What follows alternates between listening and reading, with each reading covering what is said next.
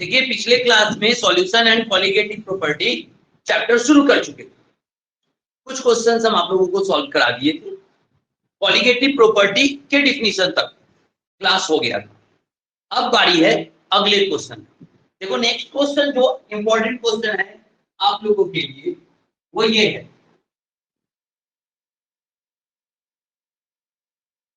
What do you mean bye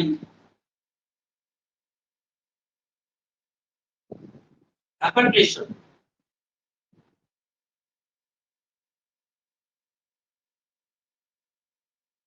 Explain the effect when a volatile liquid, solute भी बोल सकते हैं, volatile solute, added a non-volatile solute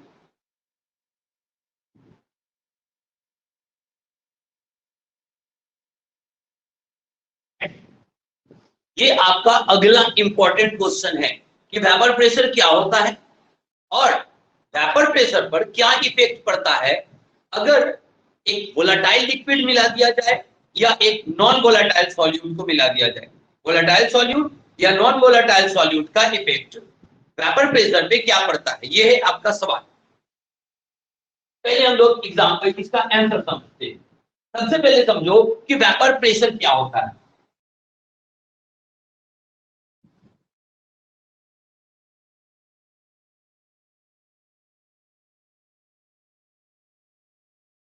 The pressure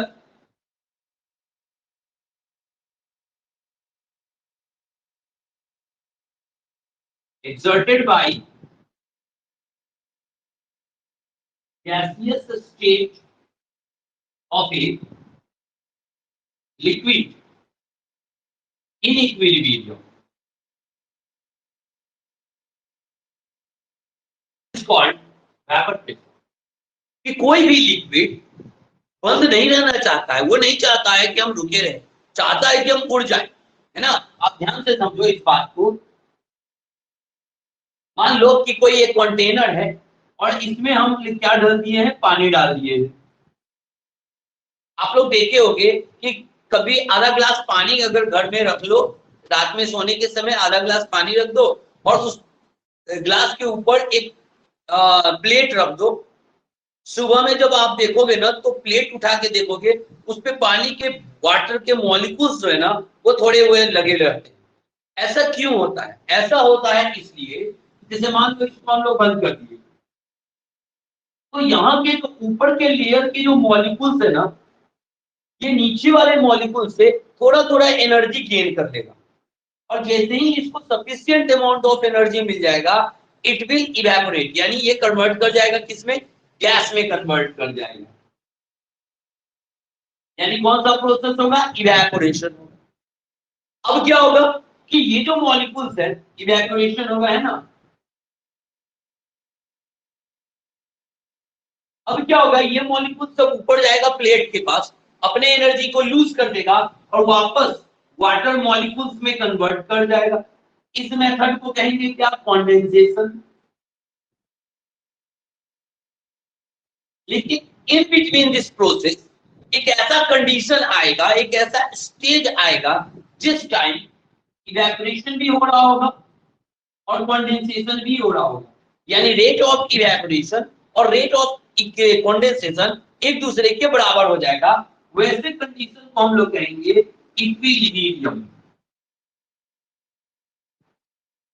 equal से word बना है equilibrium.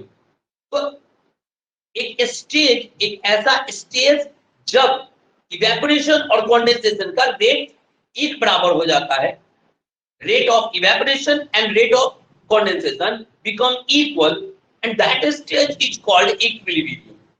और इस कंडीशन में, कौन से कंडीशन में, इक्विलिब्रियम की कंडीशन में, यहाँ जो गैस के मॉलिक्यूल्स, यहाँ जो लिक्विड के मॉलिक्यूल्स गैस में कन्वर्ट कर गए हैं वो चारों तरफ एक प्रेशर एक्सर्ट करता है।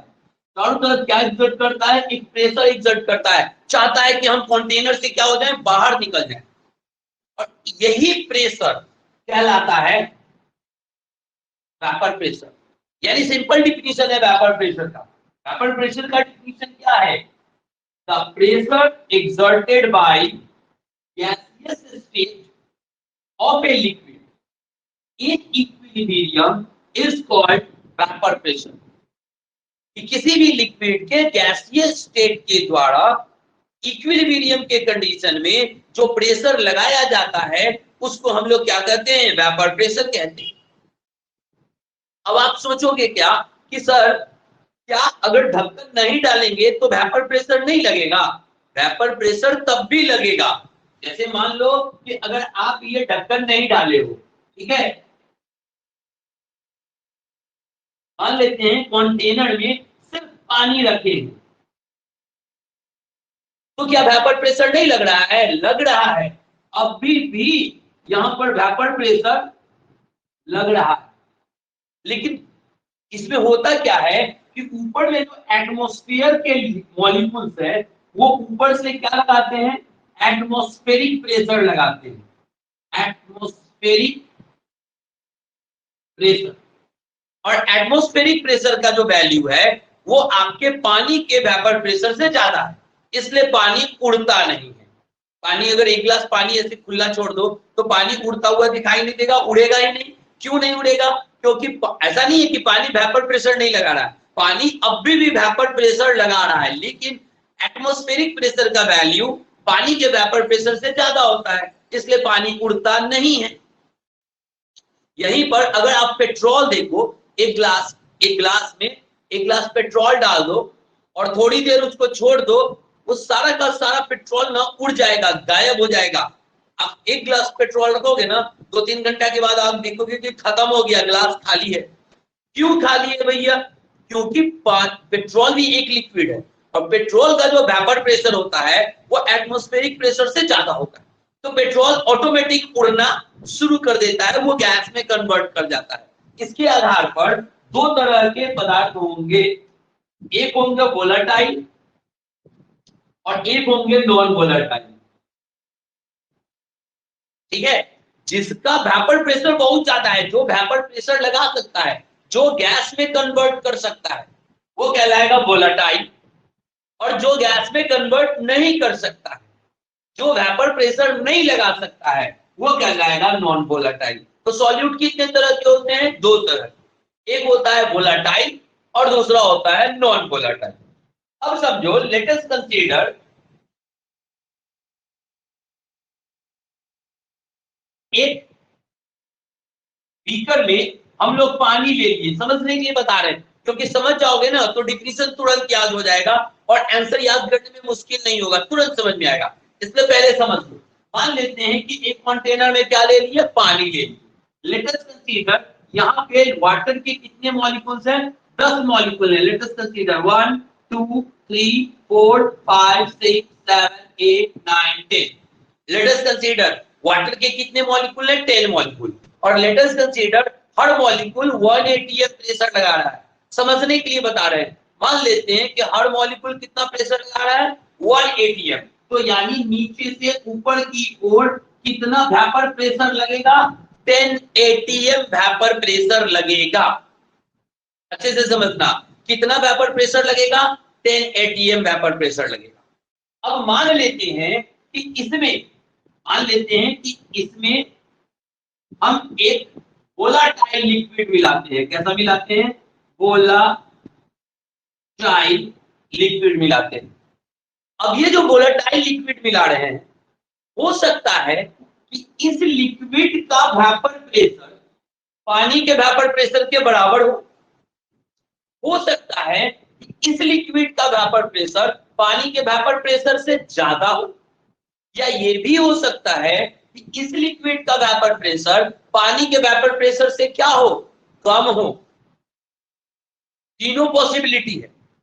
ठीक है, तो जब एक वोलाटाइल लिक्विड आप मिक्स करते हैं, जब एक वोलाटाइल सॉल्यूट को वाटर में या किसी सॉल्वेंट में मिक्स करोगे, अगर इसका वेपर प्रेशर और इसका वेपर प्रेशर बराबर होगा, सेम, तो इस 10 atm पे कोई फर्क नहीं पड़ेगा, सेम टू सेम रह जाएगा, यानी वेपर प्रेशर क्या रह जाएगा, सेम।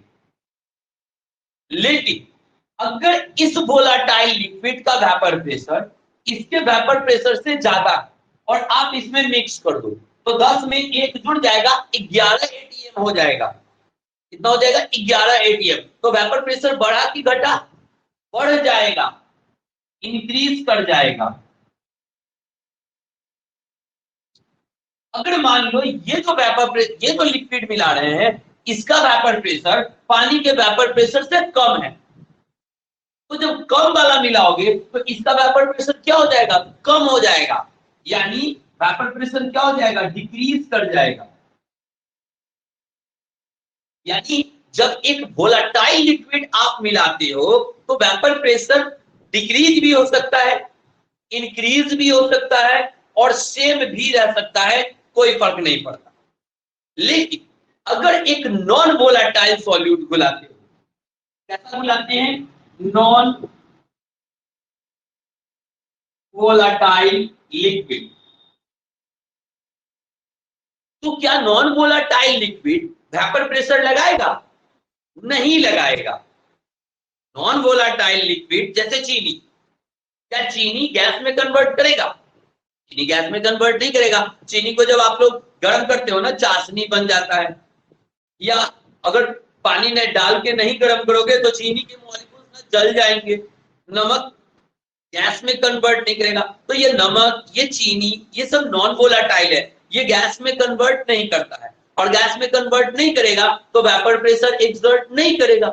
और जो वेपर प्रेशर एक्सर्ट नहीं करेगा अगर उसको तुम इसमें मिला दो, मान लो कि चीनी को इसमें मिला दिए तो 3 मॉलिक्यूल, मान लो यहाँ पे कौन आ गया, चीनी, तो क्या चीनी प्रेशर लगाएगा, चीनी प्रेशर नहीं लगाएगा। प्रेशर यहाँ कौन लगाएगा, पानी लगाएगा। तो पानी के अब कितने मॉलिक्यूल, पहले 10 थे तो 10 एटीएम लग रहा था, अब 3 को जगह छेक लिया चीनी, 7 को मॉलिक्यूल बच रहा है पानी का, तो वेपर प्रेशर कितना एटीएम हो जाएगा, 7 एटीएम। पहले कितना था, 10 एटीएम, अब हो गया कितना एटीएम, 7 एटीएम। बढ़ा कि घटा, घट गया, डिक्रीज कर गया।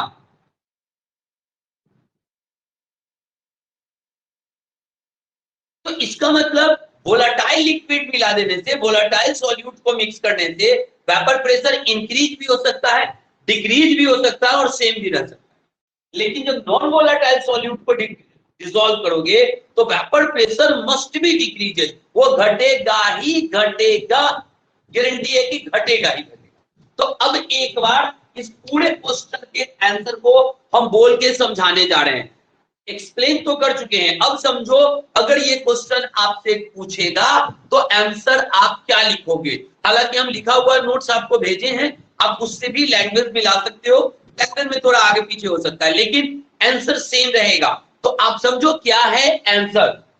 अगर आपसे ये क्वेश्चन पूछता है what do you mean by vapour pressure and explain the effect when the volatile solute is added and when the non-volatile solute is added, तो आप आंसर कहोगे the pressure exerted by gaseous state of a liquid in equilibrium condition is called their vapor pressure. full stop. A number में लिखेंगे कि when a volatile liquid is added the vapor pressure may be decreased or increased or may remain same.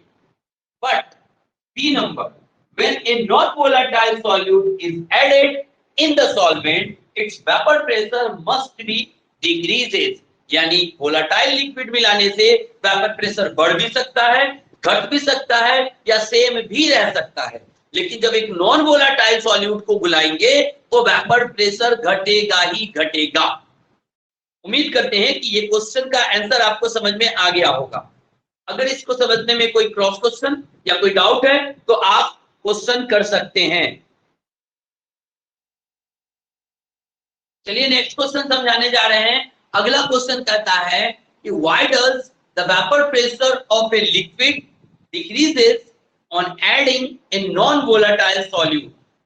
कि जब किसी liquid में एक non volatile solute को dissolve कर देते हैं तो इसका वेपर प्रेशर क्यों घट जाता है। अभी इसके पहले वाले क्वेश्चन में भी इस बात को हम एक्सप्लेन किए थे।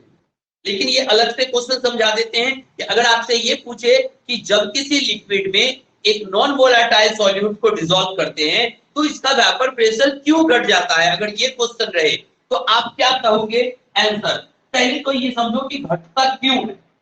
लेट अस कंसीडर, पहले मान लेते हैं कि कोई ये एक लिक्विड है और इसमें ये जो मॉलिक्यूल्स है ये वाटर के मॉलिक्यूल्स है, मान लिए पानी ले लिए हैं, पानी है और यहाँ ऊपर सरफेस पे पानी के मॉलिक्यूल है। कितने मॉलिक्यूल है? 10, 1 2 3 4 5 6 7 8 9 10। मान लो हर मॉलिक्यूल कितना एटीएम प्रेशर लगा रहा है? 10 एटीएम प्रेशर लगा रहा है। तो यानी अब भी जो वेपर प्रेशर लगेगा वो कितना एटीएम लगेगा? 10 एटीएम वेपर प्रेशर लगेगा। अब यानी ये जो पानी है इसको हम लोग क्या कहेंगे? सॉल्वेंट।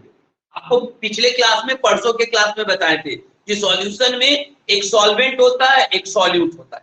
जो घुल जाता है वो सॉल्यूट और जिसमें घुल जाता है वो सॉल्वेंट।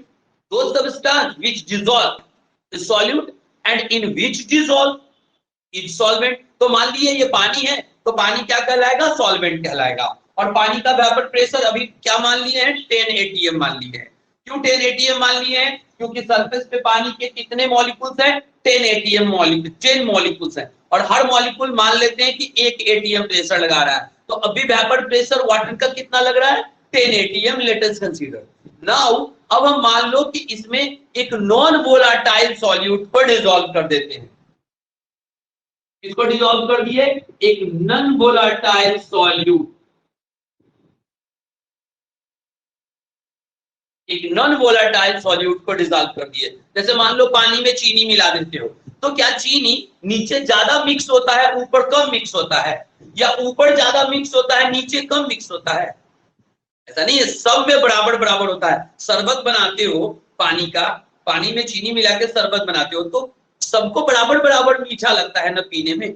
इसका मतलब चीनी ना पूरे पानी में इक्वली डिस्ट्रीब्यूट होगा, बराबर बराबर मिक्स होगा।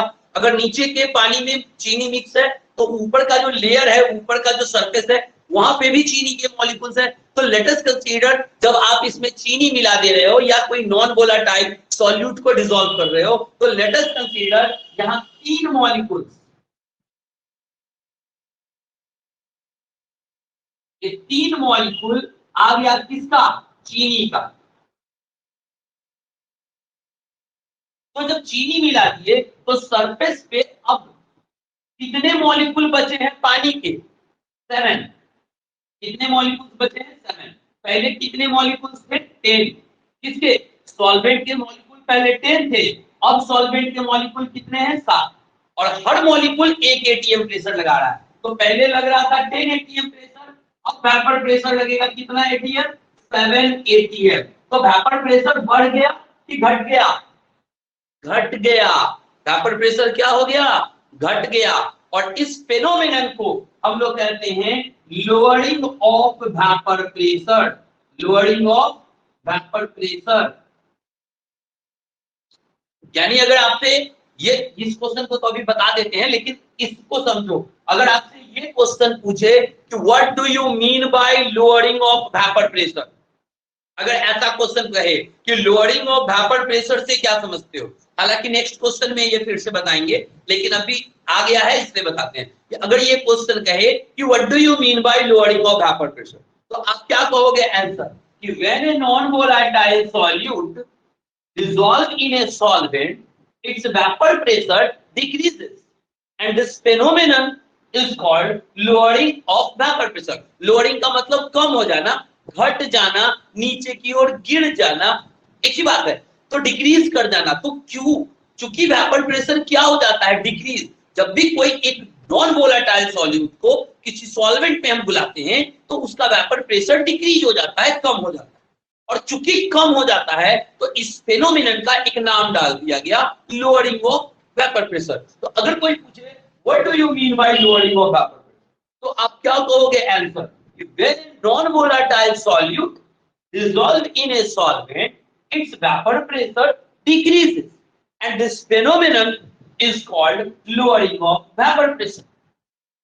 और अगर पूछे कि why lowering of vapour pressure, vapour pressure क्यों घट जाता है, ये क्वेश्चन आपका यही है कि vapour pressure of liquid decreases यानी लोअरिंग ऑफ वेपर प्रेशर क्यों हो रहा है, इस क्वेश्चन को ना घुमा के भी पूछेगा कि why the lowering of vapour pressure occur, lowering of vapour pressure क्यों होता है। तो एक ही सवाल है, ऐसा क्वेश्चन पूछे या आपसे ये पूछे कि लोअरिंग ऑफ वेपर प्रेशर क्यों होता है, तो एक ही क्वेश्चन है, आंसर अब सुनो, इस क्वेश्चन का आंसर आप क्या कहोगे। आपको कहना है कि when a non volatile solute dissolve in a solvent, अच्छे से सुनना, when a non-volatile solute dissolve in a solvent, the number of solvent molecules, ये क्या है, पहले 10 पानी था अब 7 पानी हो गया, कहां पर, सरफेस पर, तो the number of solvent molecules on the surface decreases and therefore lowering of vapor pressure, therefore the vapor pressure also decreases। क्योंकि जब एक नॉन वोलेटाइल सॉल्यूट को हम डिसॉल्व करते हैं तो सरफेस पे, लिक्विड के सरफेस पे सॉल्वेंट का मॉलिक्यूल डिक्रीज हो जाता है, कम हो जाता है, और चूंकि सॉल्वेंट का मॉलिक्यूल डिक्रीज हो जाता है इसलिए वेपर प्रेशर भी डिक्रीज हो जाता है, और चूंकि वेपर प्रेशर डिक्रीज हो जाता है तो this phenomenon is called lowering of vapour pressure. तो उम्मीद करते हैं कि आपको लोअरिंग ऑफ वेपर प्रेशर समझ में आ गया होगा, लोअरिंग ऑफ वेपर प्रेशर क्या होता है और क्यों होता है। This one is your answer. Language हम आपको लिखा हुआ भेज दिए हैं, आप उससे नोटबुक पे नोट कर लेना। ये बात समझ में आया या नहीं आया। अगर कोई क्वेश्चन आपको पूछना है, इसको समझने में कोई दिक्कत है, कोई मन में सवाल है, कोई डाउट है, तो आप क्रॉस क्वेश्चन कर सकते हो।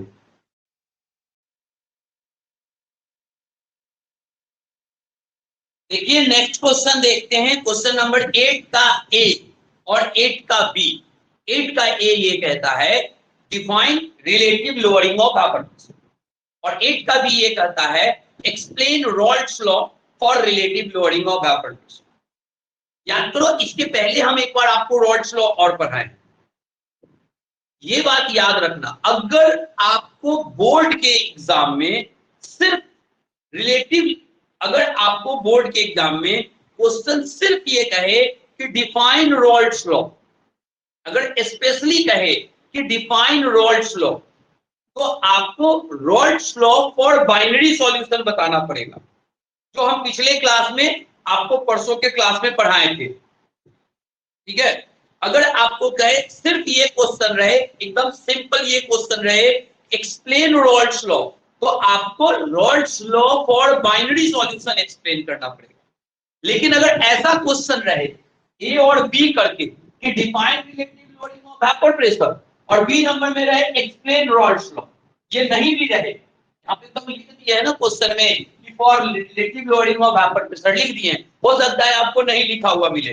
8 के ए में कहे कि define relative lowering of vapour pressure, और बी में कहे एक्सप्लेन रॉल्ड्स लॉ, इसका मतलब ये जो रॉल्ड्स लॉ पूछ रहा है ये ए नंबर वाला जो क्वेश्चन है उससे रिलेटेड पूछ रहा है। तो अगर किसी क्वेश्चन में केवल कहे कि रॉल्ड्स लॉ पूछना है, रॉल्ड्स लॉ बताइए, तो बाइनरी सॉल्यूशन वाला बताना। लेकिन अगर कहे कि define relative lowering of vapour pressure, और फिर बी नंबर में कहे कि एक्सप्लेन रॉल्ड्स लॉ, यानी यहां जो रिलेटिव, यहां जो आपको रॉल्ड्स लॉ बताना है for relative lowering of vapour pressure explain करना है, तो पहले तो आप ये बात समझ लो कि कैसा क्वेश्चन रहेगा तो आपको कैसा आंसर लिखना रहेगा। तो ये बात हम आपको समझा दिए। सिर्फ अगर रॉल्ड्स लॉ पूछेगा तो बाइनरी सॉल्यूशन वाला लिखना, जो परसों पढ़ाए थे।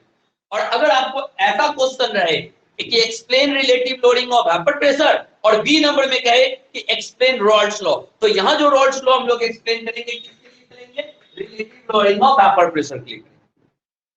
क्वेश्चन समझ में आ गया होगा। अभी हम इसका आंसर बता रहे हैं कि इसको आंसर कैसे आपको देना है ये समझो। लेकिन इसके लिए आप समझो, अभी लगातार 2-3 क्वेश्चन से हम इसी बात को समझा रहे हैं। मान लो कि ये पानी है और पानी के सरफेस पे मान लो कितने मॉलिक्यूल है, 10 मॉलिक्यूल, 1 2 3 4 5 6 7 8 9 10, और मान लो कि हर मॉलिक्यूल कितना एटीएम लगा रहा है, 1 एटीएम। तो अभी वेपर प्रेशर लगेगा कितना एटीएम, 10 एटीएम। कितना वेपर प्रेशर लगेगा, 10 एटीएम।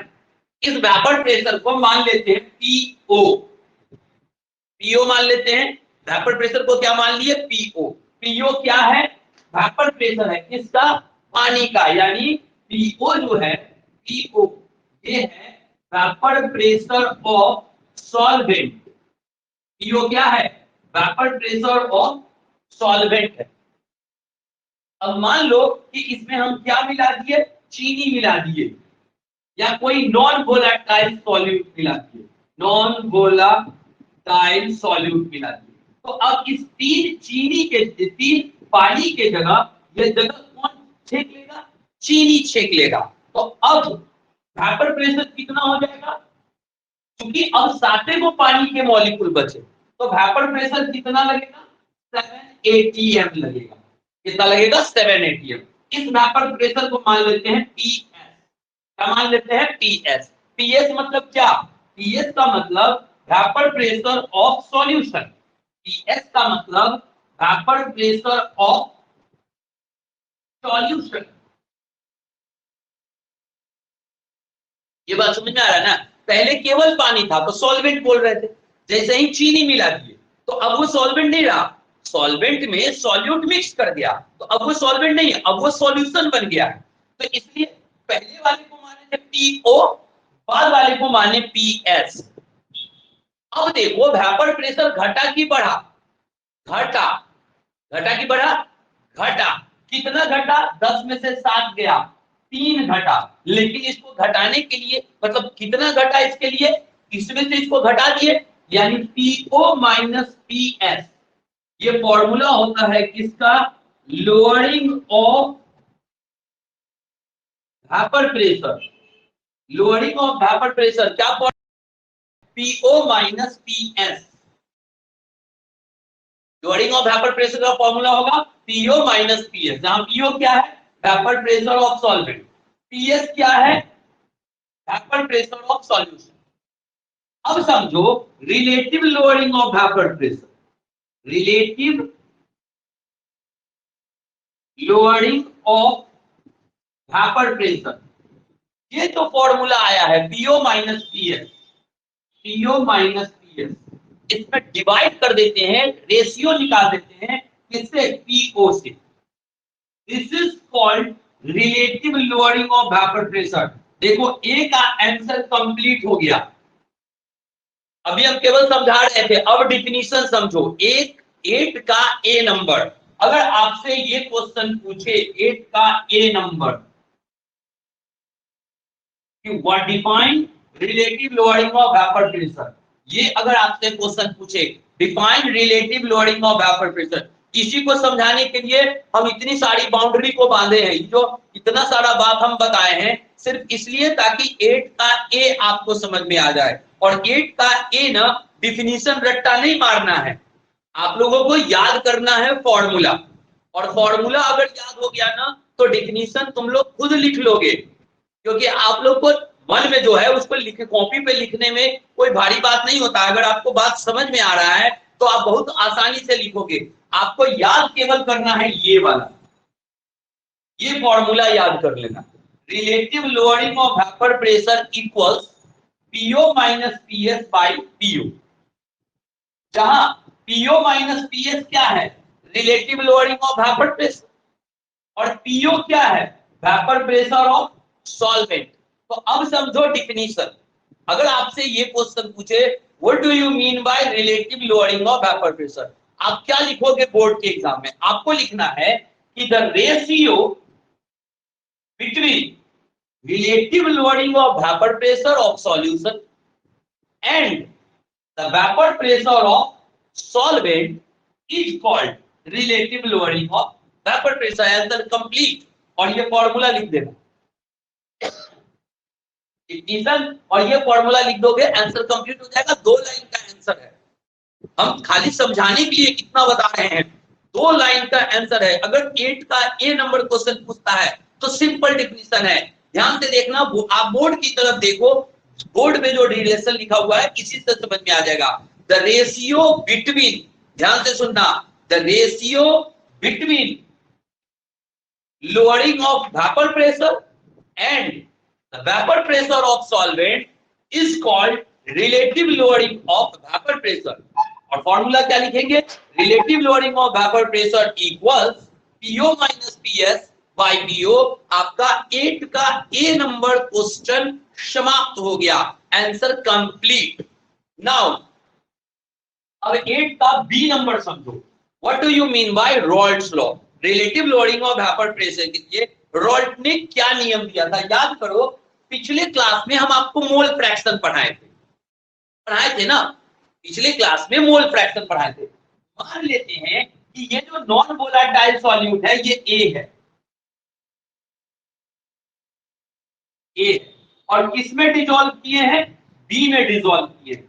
ये मान लेते हैं हम लोग, ठीक है, कि ए को डिसॉल्व किए किसमें? बी में। तो याद करो, हम आप लोगों को पिछले क्लास में मोल फ्रैक्शन का डिफिनीशन पढ़ाए थे। क्या हो जाएगा? मोल फ्रैक्शन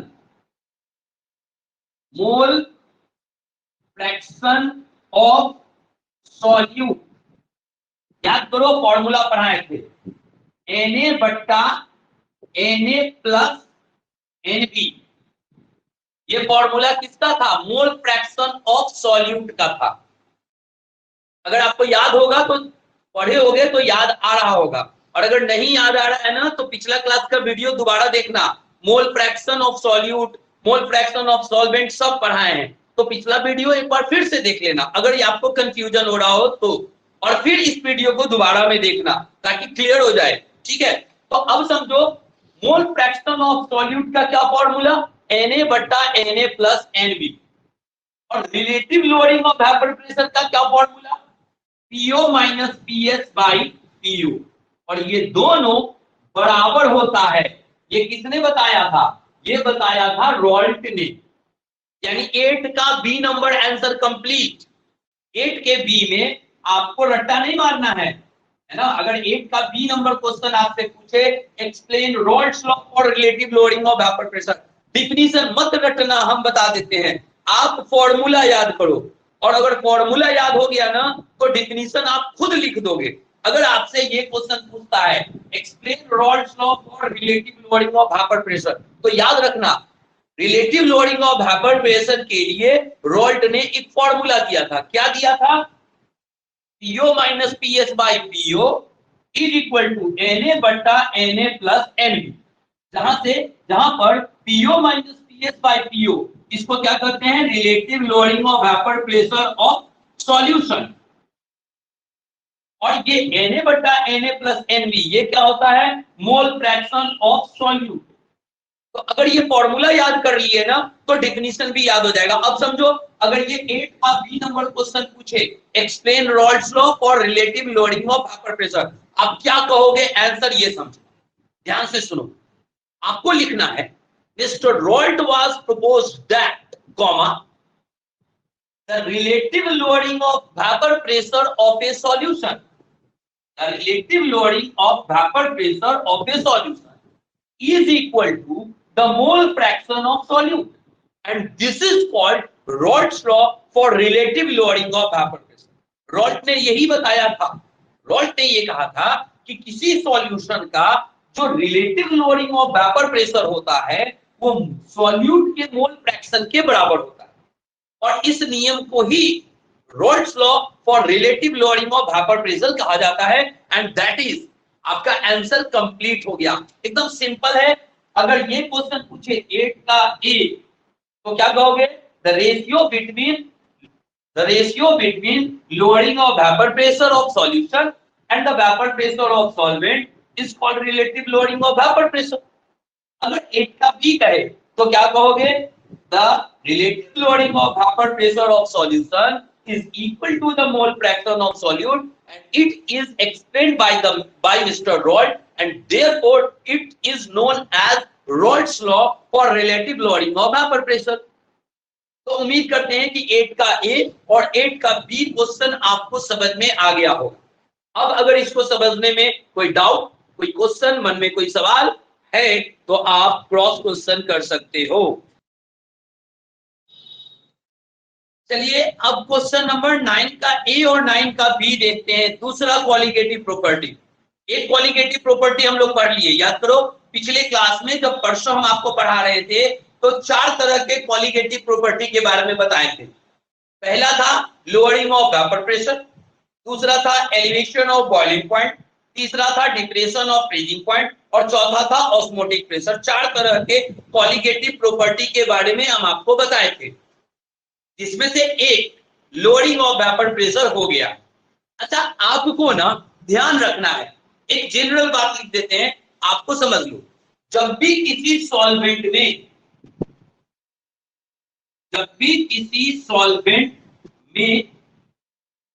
मिक्स करोगे क्या non volatile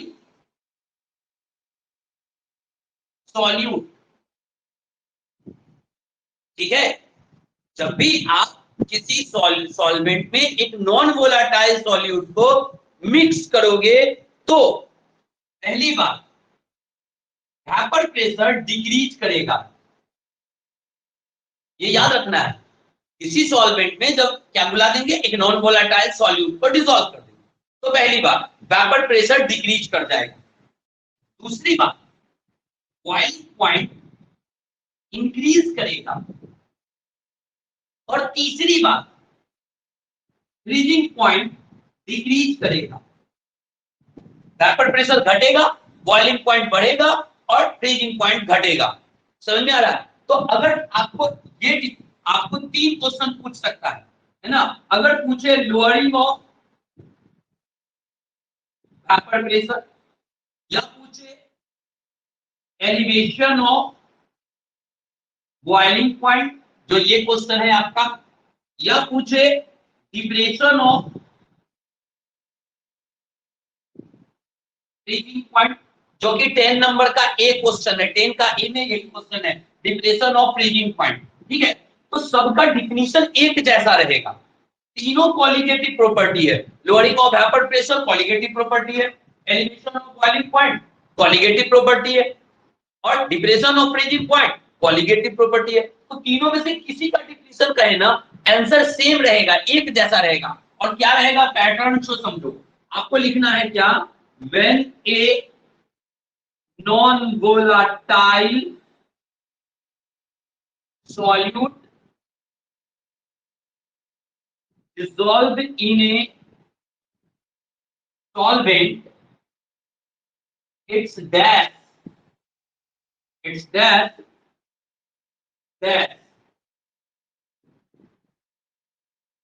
which is called that, है ना। एक सब का एक जैसा डिफिनीशन हो जाएगा। अब देखो, अगर तुमसे ये पूछे कि लोअरिंग ऑफ वेपर प्रेशर बताओ, तो क्या कहोगे डिफिनीशन, ये देखो, आपको कहोगे when a non volatile solute dissolve in a solvent it's vapour pressure decreases, which is called lowering of vapour pressure. अगर आपसे ये पूछे एलिवेशन ऑफ बॉइलिंग, तो फिर वही होगा when a non-volatile solute dissolved in a solvent, its boiling point increases, which is called elevation of boiling point।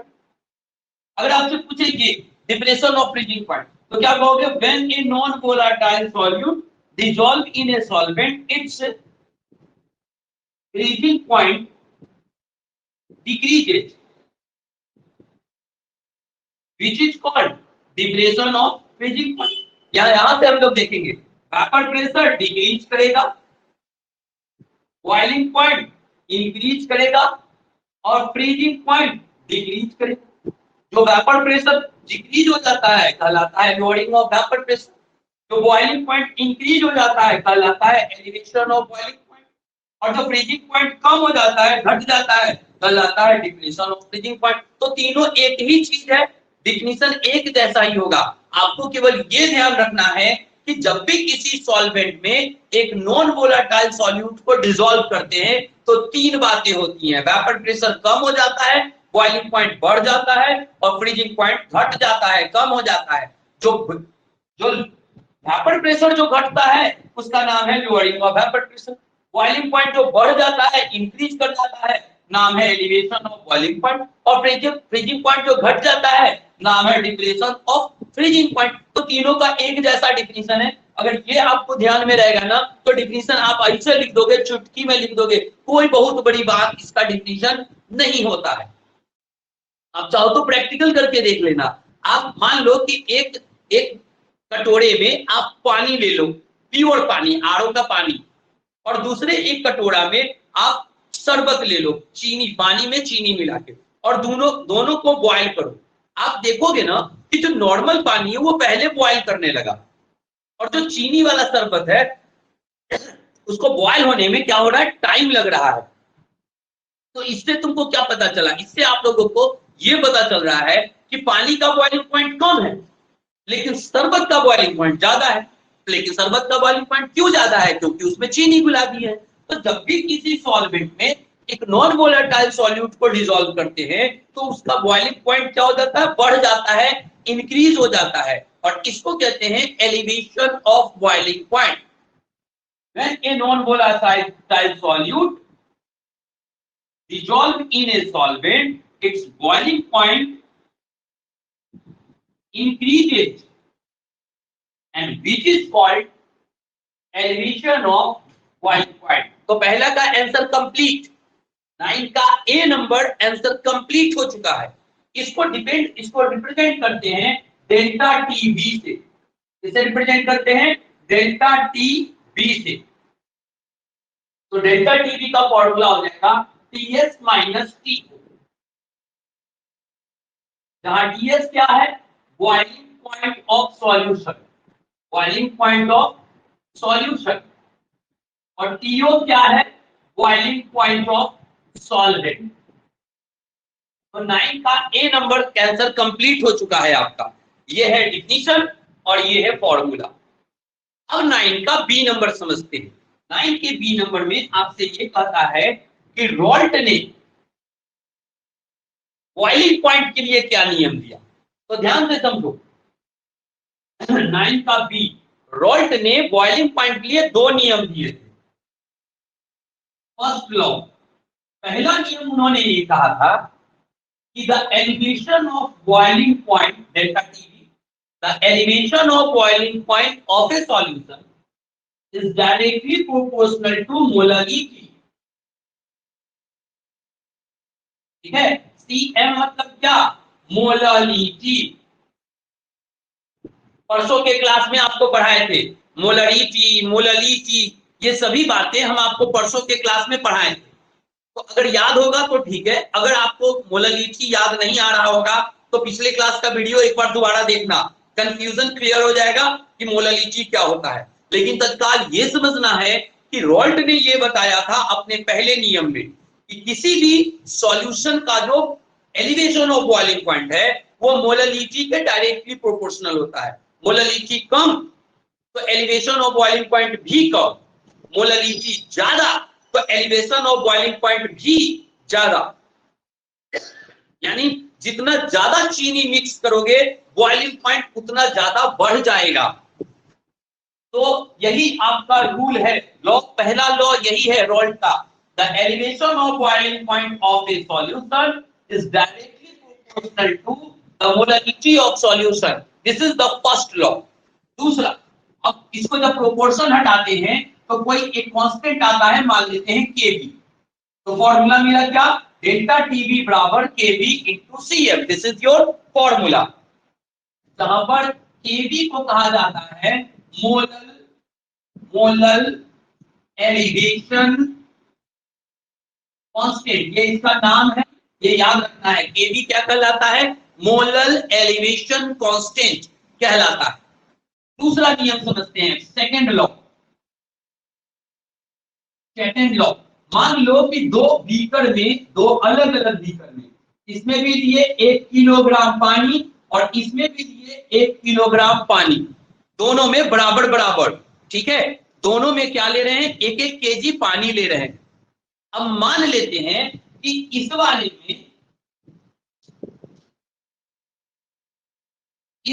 में 1 मोल glucose घुला दिए और इस वाले में 1 मोल यूरिया घुला दिए। लेट अस कंसीडर कि एक में घुलाए हैं 1 मोल ग्लूकोज और दूसरे में घुलाए हैं 1 मोल यूरिया, और चेक करो कि किसका बॉइलिंग पॉइंट कितना बढ़ा। आप देखोगे कि अगर इसका बॉइलिंग पॉइंट 1 डिग्री सी बढ़ गया, इंक्रीज कर गया, तो इसका भी बॉइलिंग पॉइंट कितना बढ़ेगा, 1 डिग्री बराबर बराबर बढ़ेगा। और यही कहलाता है सेकंड लॉ।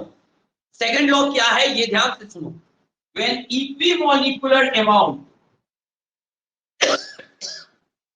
इक्विमोलिकुलर मतलब बराबर बराबर मोल डिसॉल्व कर रहे हैं, तो when equimolecular amount of different solutes dissolve in same amount of solvent separately, their elevation of boiling point must be equal, and this is the second law for the elevation of boiling point, second law of the Raoult's law। समझ में आ रहा है? तो Raoult ने 2 नियम दिया, ये पहला नियम और ये दूसरा नियम। अब इसमें एक बात और है, मोलिकुलर मास ऑफ सॉलिड। ये क्वेश्चन हो सकता है सेपरेट करके भी आपसे पूछे, हम इसमें इंक्लूड कर दिए हैं इसी क्वेश्चन में, लेकिन हो सकता है कि आपसे ये क्वेश्चन को अलग से क्वेश्चन पूछे, 9 का ए, 9 का बी, 9 के सी में लिख दे कि calculate the molecular mass of solute. तो आप कैसे करोगे इस बात को समझो। आपको लिखना होगा according to first law, according to first law delta TB बराबर क्या होता है, अभी फॉर्मूला पढ़े हैं, डेल्टा टीबी बराबर कितना, केबी इंटू सी एम होगा, ठीक है। तो डेल्टा टीबी बराबर केबी और into C M molality. Molality का फॉर्मूला परसों के क्लास में हम आपको पढ़ाए थे, उम्मीद करते हैं कि याद होगा। नहीं याद होगा तो पिछला वीडियो देखो, उसमें मिल जाएगा आपको। अभी हम याद लिख देते हैं, सी एम का फॉर्मूला होता है W into 1000 by M into W, जहां ये जो M है स्मॉल m, यही है molecular mass of solute. Molecular mass of solute तो आपको कैलकुलेट करना है, यही ना निकालना है, calculate the molecular mass of solute, यानी किसका फॉर्मूला निकालना है, M का।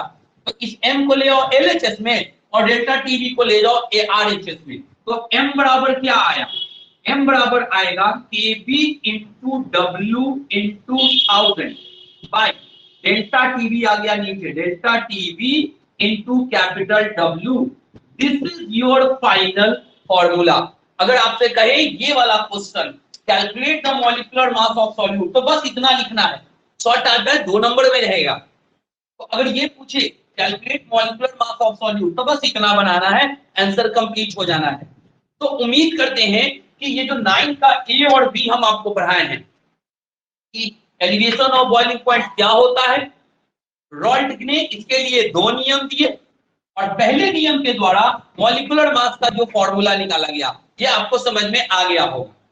आप चाहिए तो इसका स्क्रीनशॉट ले लीजिए, क्योंकि ये चीज आपको हम समझने के लिए बताए हैं, नोट्स में नहीं होगा। नोट्स में सबका डिफिनीशन अलग अलग लिखा हुआ होगा, हम यहाँ पे कंबाइंड लिख दिए हैं कि एक के वो फॉर्मूला लिख दिए हैं, मतलब लैंग्वेज लिख दिए हैं कि सबका डिफिनीशन इससे हो जाएगा। तो ये